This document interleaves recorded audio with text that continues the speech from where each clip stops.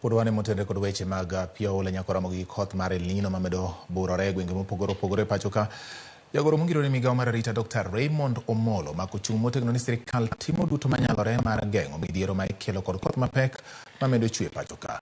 Dr. Omolo manoloso e kanisa ma KCK mantiere Bondo e kaunti ma Siaya wacho ni tend kauntis bende ne kod ting' negi siro chenro mag geng'o midhiero mag oula. Ojiwo jopiny mondo ne ni gibedo kuonde ma pio oula ok nyal ywarogie. Ne otene kod jotelo mamoko kama oting'o jaod bura ma Bondo Gideon Ochanda, Karoli Omondi ma Suba South, Elisha Odhiambo Magem e kind jotelo mamoko.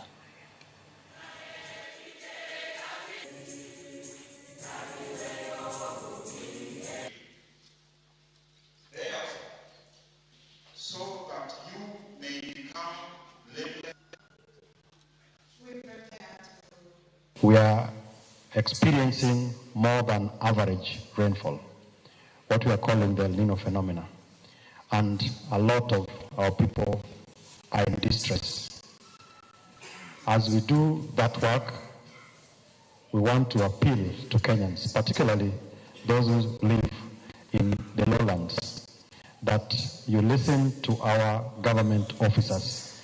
You listen to the instructions so that we move to safer ground as we try to coordinate emergency efforts to support in the distribution of food, in evacuation of people who are marooned. And as we do that, as a national government, the county governments must also do their bit because we serve the same people.